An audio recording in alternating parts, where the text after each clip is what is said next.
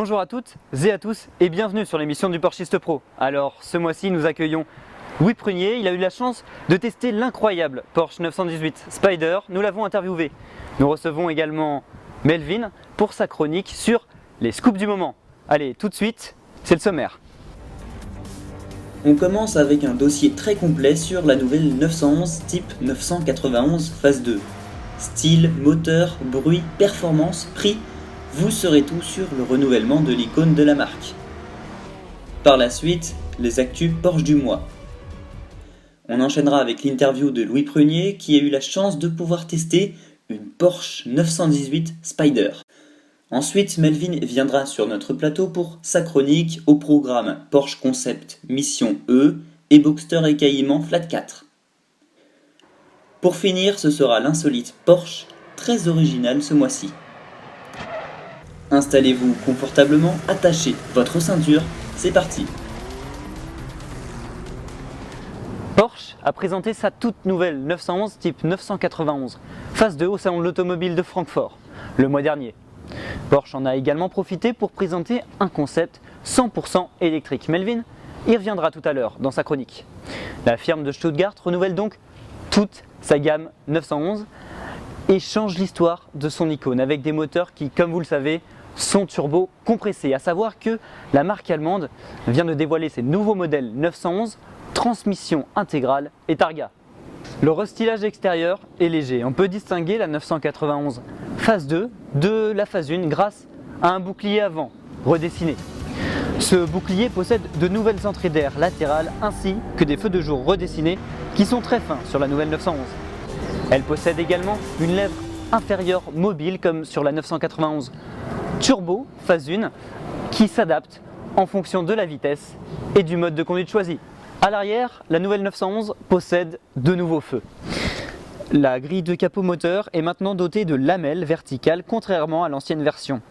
De plus, la nouvelle 911 Carrera garde ses deux échappements latéraux ovales et la Carrera S, ses deux doubles sorties d'échappement.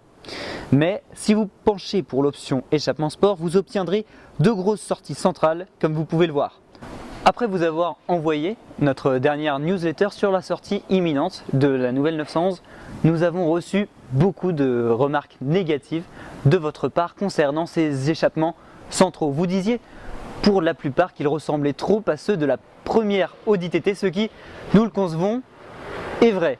Mais nous rassurons les puristes, ceci est une option facturée à 2600 € tout de même, rien que ça. Mais qui dit échappement sport dit joli bruit, une histoire, bien marketing. Enfin, pas de changement majeur dans l'habitacle par rapport à la 991 phase 1, si ce n'est le volant. Celui-ci est emprunté à la Porsche 918 Spyder. On retrouve également un petit sélecteur en bas à droite de ce dernier comme sur la Supercar. Il permet de choisir le mode de conduite, normal, sport, sport plus ou individual.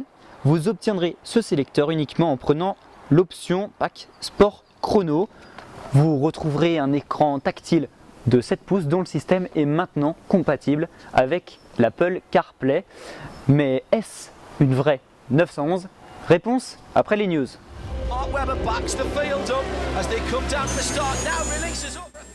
Et on débute les news avec un point sur le championnat du monde d'endurance. Porsche s'est imposé il y a 3 semaines sur le tracé de Fuji au Japon, amenant l'écurie à 264 points au classement constructeur de la FIA WEC. La firme de Stuttgart est leader de ce classement devant Audi avec 211 points et Toyota avec 119 points. Il reste 2 courses à effectuer avant la fin du championnat, à savoir les 6 heures de Shanghai et de Bahreïn. We are nearly there.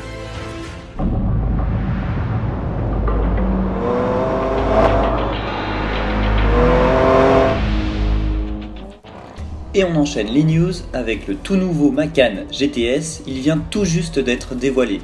Celui-ci possède, comme le Macan S, un V6 biturbo. Le Macan GTS développe 360 chevaux, soit 20 de plus que le modèle S.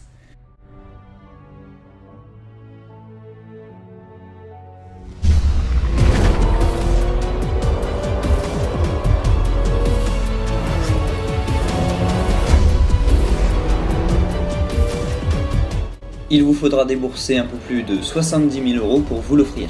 Commercialisation début décembre.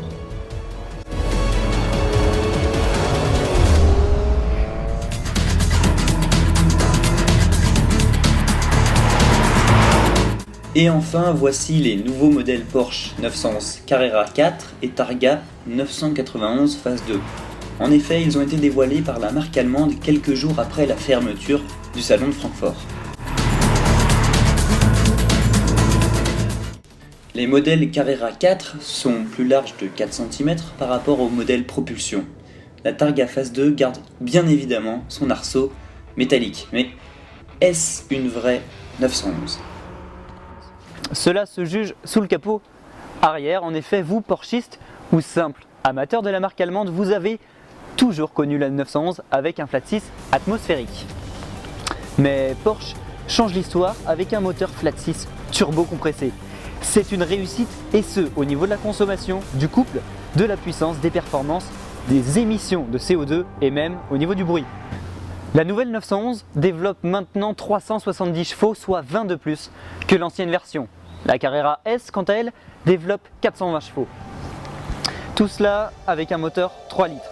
La nouvelle Carrera S délivre un couple maxi impressionnant de 500 Nm dès 1700 tours minute. La phase 1 délivrait 450 Nm à 5600 tours minute. On vous laisse comparer les chiffres. Et avec le turbo, autant dire que ça va pousser très fort, contrairement à l'ancienne 911 type 991 phase 1 qui manquait légèrement de punch à bas régime. Niveau performance, le 0 à 100 km/h est abattu en seulement 3 secondes 9 pour la Carrera S. C'est 0,3 secondes de moins que l'ancienne version. La nouvelle 911 Carrera S atteint 308 km/h en vitesse de pointe. La balance affiche un poids de 1430 kg pour la Carrera, soit 30 kg de plus que la phase 1. Cela peut s'expliquer avec le turbo dans le moteur. En ce qui concerne le bruit, l'échappement a très bien été travaillé par les ingénieurs allemands. Nous avons écouté le bruit de son flat 6 et comme l'on aurait pu le croire, le turbo ne gâche pas la fameuse sonorité du moteur.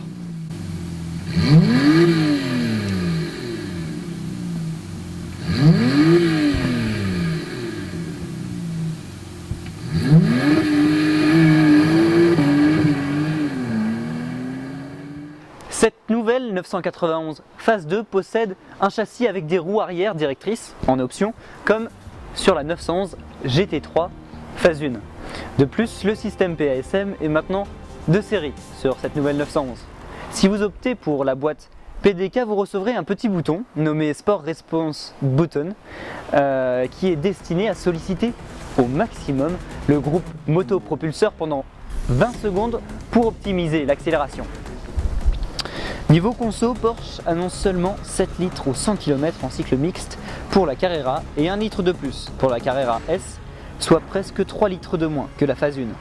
Cette nouvelle 911 sera commercialisée le 12 décembre 2015 sur le marché français. Alors même si nous ne l'avons pas encore essayé, nous sommes certains qu'elle nous délivrera de très bonnes surprises, sauf sur un point, son prix, il s'élève à 98 975 € pour la Carrera et 113 252 € pour la Carrera S.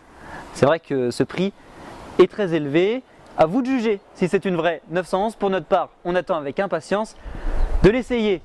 Allez, maintenant, c'est l'interview du mois. Nous avons reçu Louis Prunier. Bonjour. Donc, tout d'abord, comment avez-vous eu la chance de pouvoir tester la Porsche 918 Spyder ? Donc j'ai eu la chance de tester cette 918 Spyder au centre Porsche de Genève en Suisse, lors d'une soirée organisée là-bas. Mon père m'a en fait présenté le gérant du magasin Porsche et celui-ci m'a proposé donc de faire un tour dans le garage qui était au sous-sol. Et j'ai vu cette sublime 918 Spyder. Elle était d'une couleur jaune fluo, magnifique. Et le gérant, vu que je m'intéressais beaucoup à la voiture, il m'a proposé donc de faire un tour. Une fois monté à bord et les premiers tours de roue effectués, qu'est-ce que vous ressentiez? Quelles étaient vos sensations? Bien, une fois assis dans le vaisseau, je me sentais vraiment à l'aise, j'étais plutôt excité. Le bruit du bolide était vraiment sympa. Donc on a fait des tours dans Genève, des accélérations. Et donc de 0 à 100 km/h, on ne s'en rend même pas compte, on n'a même pas le temps de faire un clin d'œil. Et une fois le pied dedans, on est scotché au siège, c'est hallucinant. Alors, ouais, ça donne envie d'essayer. Alors, j'imagine que chez vous, on est amateur de Porsche. Donc oui, c'est mon père qui m'a donné goût aux belles voitures et surtout aux Porsche. Car lorsque j'avais 5 ans, il avait déjà une 911 Carrera 4. Puis il a évolué, il est passé chez Aston Martin avec une DB9. Puis il l'a revendu car l'entretien était vraiment trop cher. Il est donc repassé chez Porsche en 2010 avec le Cayenne Turbo. Et puis cette année, il est tombé amoureux du nouveau Cayenne Turbo.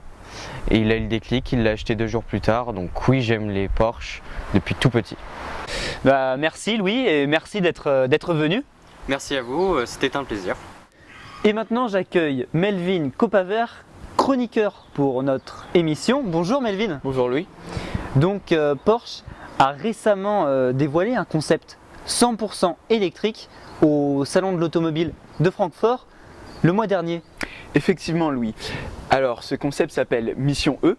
Donc Mission E, pourquoi? Pour une voiture, un concept totalement et 100% électrique. Donc alors que Porsche nous dévoilait sa toute nouvelle 911 Flat 6 biturbo, elle nous présente maintenant au salon de Francfort ce concept. Donc ce concept est totalement révolutionnaire. Pourquoi? Il développe 600 chevaux et 500 km d'autonomie pour seulement 15 minutes de recharge. De quoi faire trembler Tesla. Et oui Melvin, une fois de plus, un no-scoop s'est officialisé. Rappelez-vous, il y a 3 mois, nous vous avions présenté l'affiche que vous pouvez apercevoir. C'était il y a 3 mois, juste après la victoire de Porsche aux 24 heures du Mans. La marque allemande a affiché ceci au-dessus de leur stand. Le véhicule sous bâche blanche est donc très probablement le concept Mission E que Porsche a présenté à Francfort. Il s'agit donc d'un concept, mais rien d'officiel concernant une éventuelle production. Nous pensons que Porsche pourrait développer cette technologie dans une nouvelle berline ou alors la faire embarquer dans une Panamera. Pourquoi pas? Pourquoi pas Louis. Donc Melvin, j'imagine que Porsche va présenter ses nouveaux modèles Boxster et Cayman d'ici la fin de l'année. Et oui, d'ailleurs, les séries Black Edition des modèles Boxster et Cayman viennent de sortir, ce qui peut nous faire croire que Porsche veut remplacer ces modèles Boxster et Cayman. D'ailleurs, ces modèles seront, tout comme la dernière 911, équipés de moteurs turbocompressés et non plus atmosphériques. Mais malheureusement, plus de Flat 6, un Flat 4. Et oui, d'ailleurs, sachez que Porsche développe actuellement un 4 cylindres pour le Macan chinois. Il développe 237 chevaux. Effectivement, les futurs Boxster et Cayman seront moins puissants, mais leur coupe sera beaucoup plus élevée, ce qui veut dire moins de consommation et plus de sensations. Ça donne vraiment envie de tester. En parlant de tester, voici maintenant une vidéo du mulet des nouveaux Cayman et Boxster sur le circuit du Nürburgring.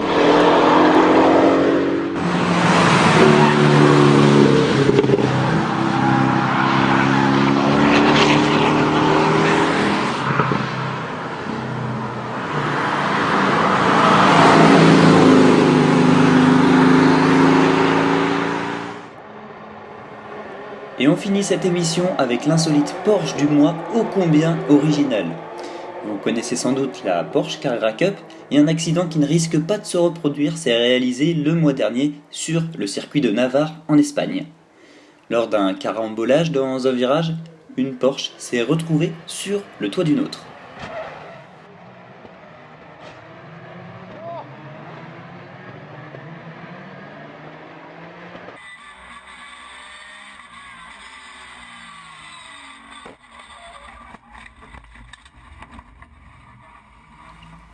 Bon courage au pilote pour sortir de sa voiture. Et pour finir, voici quelques images d'une Porsche 918 Spyder dans un parking. Et oui, comme quelques autres supercars, la 918 Spyder est assez basse pour passer sous la barrière du parking. Pas besoin de payer. Par contre, Va falloir y aller souvent pour rentabiliser les 800 000 € du prix de la voiture. Eh bien, merci d'avoir regardé cette vidéo. Je vous invite à regarder notre dernière émission que nous avons tournée chez Royal Cars Company à Saint-Mandé. De plus, inscrivez-vous à la newsletter www.leporchistepro.jimdo.com. Merci à tous ceux qui sont derrière les caméras et le son, à savoir Sheima, Léana, Kim, Joseph. Merci à Louis Prunier d'être venu pour l'interview et merci aussi à Belvin pour sa chronique. Rendez-vous le mois prochain pour une nouvelle émission. À très bientôt.